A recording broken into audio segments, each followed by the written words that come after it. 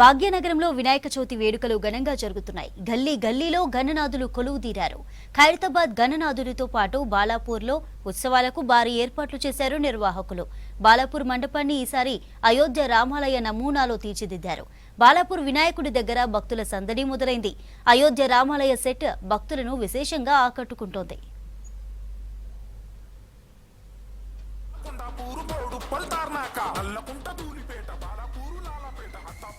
బాలాపూర్ గణేశుడి దగ్గర నుంచి మరిన్ని డీటెయిల్స్ మా ప్రతినిధి అనిల్ అందిస్తారు. అనిల్, బాలాపూర్ లో గణేష్ ఉత్సవాలు ఎలా జరుగుతున్నాయి?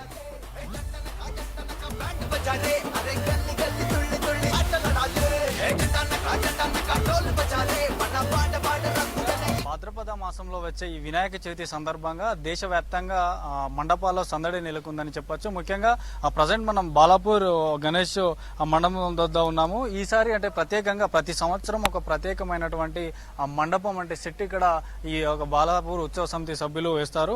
గత సంవత్సరం బెజవాడ కనకదుర్గమ్మ, అంతకుముందు సంవత్సరం యాదగిరి లక్ష్మీ నరసింహస్వామి టెంపుల్ ఆకారంలో, ప్రజెంట్ మాత్రం మొత్తం అయోధ్య రామ మందిరాన్ని తలపించేలా ఇక్కడ మండపం ఏర్పాటు చేస్తారు. ముఖ్యంగా అంటే గల్లీ గల్లీకి నగర వ్యాప్తంగా విగ్రహాలు, వినాయక విగ్రహాలు దర్శనమిస్తాయి, గణపతులు దర్శనమిస్తారు. కానీ బాలాపూర్లో మాత్రం ప్రత్యేకంగా ఈ యొక్క అయోధ్య నిర్మాణం అనేది చేపట్టడం అంటే అందరి ఇక్కడ భక్తులను ఆకట్టుకుంటుంది. ముఖ్యంగా ఈ బాలాపూర్ గణేష్ అసోసియేషన్ అనేది 1980లో ప్రారంభమైంది. ముఖ్యంగా ఈడ లడ్డు వేలం అనేది చాలా కీలకం. ఎందుకంటే రాష్ట్ర వ్యాప్తంగా తెలుగు రాష్ట్రాల్లో కూడా చెప్పొచ్చు లడ్డు వేలం అంటే గుర్తొచ్చేది బాలాపూర్ గణేష్.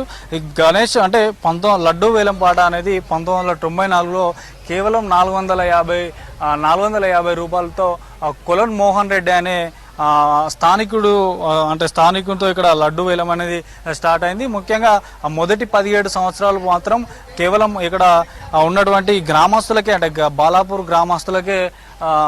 గ్రామస్తులకే ఇక్కడ లడ్డు వేలంని పాల్గొనే అవకాశం ఉంది.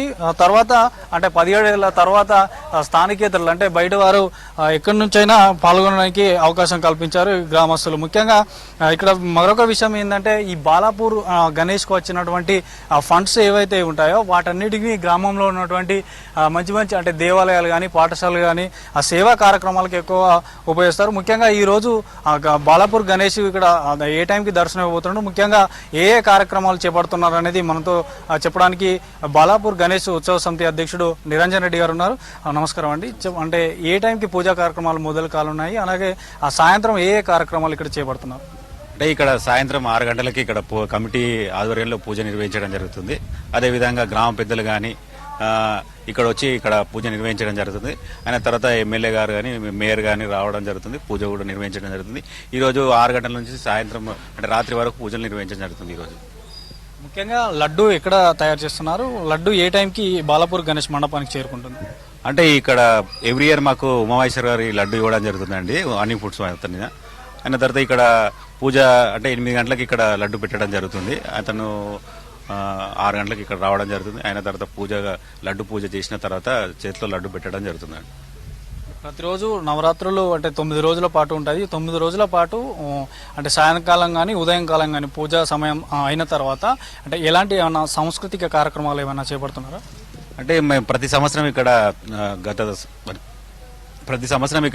9 గంటల నుంచి రాత్రి 11 వరకు ప్రతి సంవత్సరం భజన కార్యక్రమాలు నిర్వహించడం జరుగుతుందండి. అదేవిధంగా మార్నింగ్ 8 o'clock నుంచి నైట్ 10 o'clock వరకు కూడా ఇక్కడ పంతులు అవైలబుల్ ఉంటారు, పూజా కార్యక్రమాలు చేయడం జరుగుతుంది. అదే విధంగా ఇక్కడ వచ్చిన వాళ్ళు పూజ కూడా చేసుకోవచ్చండి. ముఖ్యంగా అంటే వచ్చే భక్తులకి సిటీ శివారులో ఉన్న భక్తులు కానీ, లేదంటే సిటీ లోపల కానీ వివిధ ప్రాంతాల నుంచి వచ్చే భక్తులకు ఎలాంటి ఏర్పాట్లు చేశారు? అంటే వచ్చిన భక్తులకు ఎలాంటి ఇబ్బంది కలగకుండా అన్ని ఏర్పాట్లు చేయడం జరిగిందండి. వచ్చే రోడ్సే కానీ, స్ట్రీట్ లైట్సే కానీ, ఇక్కడ వచ్చిన భక్తులకి సెక్యూరిటీ పరంగా సీసీ కెమెరాలే కానీ, వచ్చి దర్శనం తొందరగా అయ్యే విధంగా ఈ కమిటీ మెంబర్సే కానీ, పోలీస్ సిబ్బంది కానీ వారికి అన్ని చర్యలు తీసుకోవడం జరిగిందండి.